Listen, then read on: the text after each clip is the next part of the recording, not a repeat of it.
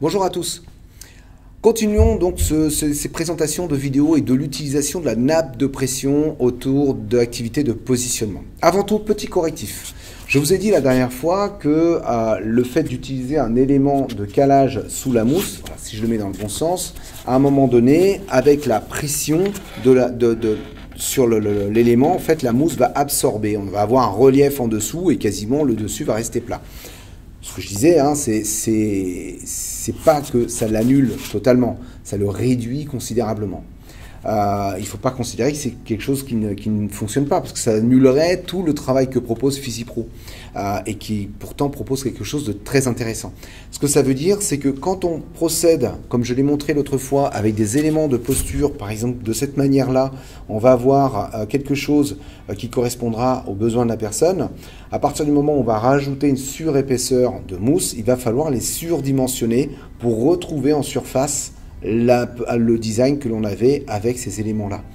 Donc la nappe de pression sera un deuxième élément pour le plan B pour retrouver ces valeurs de pression. C'est-à-dire que si on n'a pas assez surdimensionné nos éléments de posture avec la mousse, la nappe de pression nous donnera des pressions qui seront faibles au niveau des troncantères et plus importantes au niveau des ischions.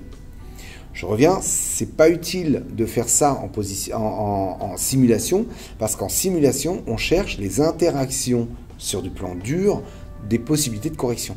Le mou apporte tellement de flou, ne nous permettra pas d'avoir une analyse concrète et mesurée et comparable.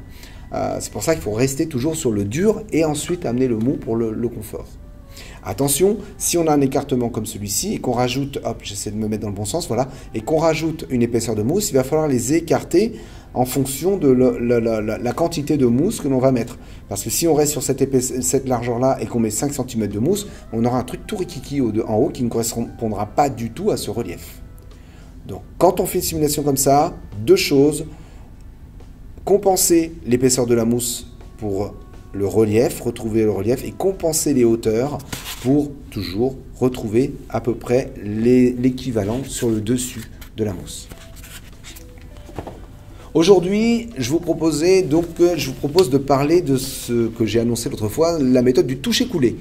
Toucher-couler parce que c'est quelque chose pour moi très important, c'est un petit peu comme le jeu, et qui a deux intérêts. Le premier, c'est retrouver de manière très précise une zone que l'on va vouloir corriger.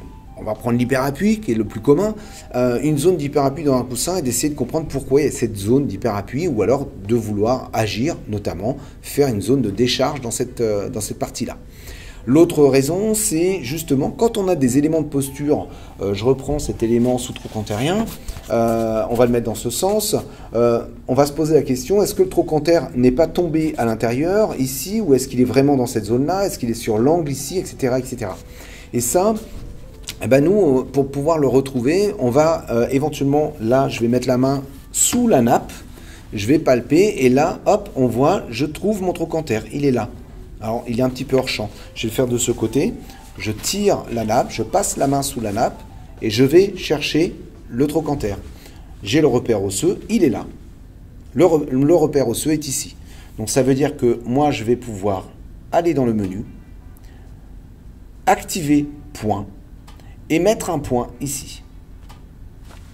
Ou en mettre deux si je veux créer une zone.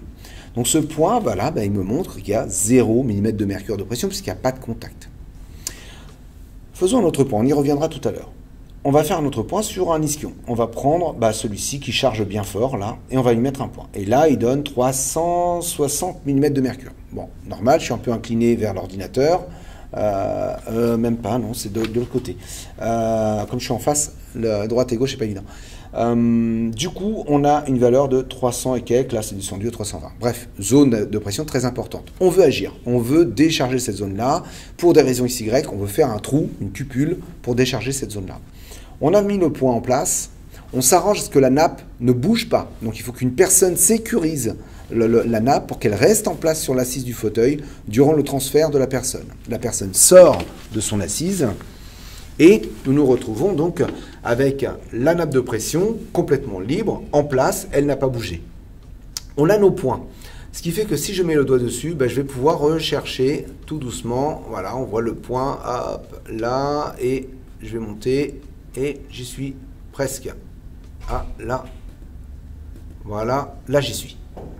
Donc là, j'ai le point précis que j'avais, je mets sur la lumière, le point précis de l'hyperpression.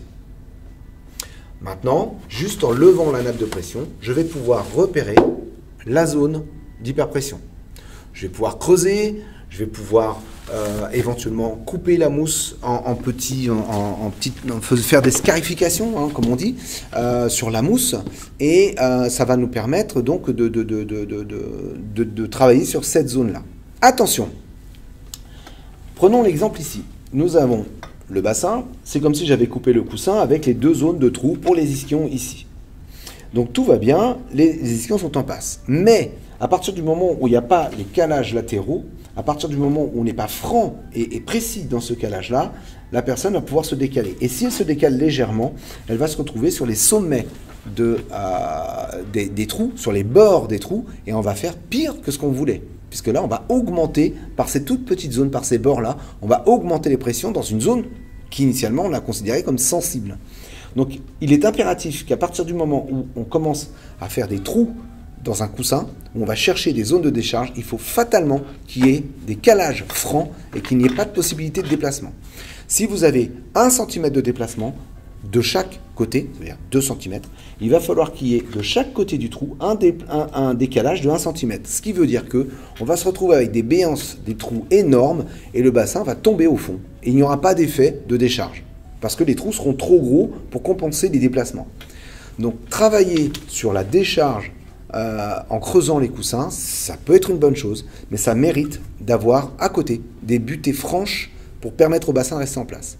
La seule contrainte qui restera, ce sera la partie antérieure qui correspondra plus à la mise en place de la personne et son glissé dans l'assise. Là, on peut faire des trous un peu ovales, ce qui correspondra justement à une valeur de déplacement, mais surtout, ça va être un travail avec les soignants. La nappe de pression, pour le coup, peut redevenir un élément d'aide pour l'éducation thérapeutique et la formation des soignants, pour leur expliquer, on a fait des trous, voilà où on en est, voyez ce qui se passe, si on tire un petit peu, s'il glisse un petit peu, il n'est pas dans les trous, les ischions ne sont pas en décharge, et là, on peut aggraver la situation de la personne. J'en parlais tout à l'heure, l'autre partie, on a repéré le trochanter qui, bon, là, il était dans une zone plutôt vide. L'idée, c'est de repérer une zone osseuse. Donc là, c'est un peu l'inverse. On retourne la nappe, on va chercher une zone osseuse, comme là. Je suis presque au même endroit que tout à l'heure. Et ensuite, on va marquer l'endroit et on va sortir la personne et on va appuyer dans cette zone pour voir si, en appuyant contre la mousse, on est sur le bord de l'élément de posture ou sur la zone qui nous intéresse. Ça nous permettra donc de bien voir, est-ce qu'il n'y a pas besoin de rapprocher un petit peu l'élément de posture, parce que le trochanter, en fait, aura éventuellement, dans une situation donnée, aura tendance à passer à côté et repartir, alors que normalement, il devait être sur la zone d'appui. Donc là, c'est le moyen inverse, donc d'aller chercher dans le fond du coussin les éléments de correction.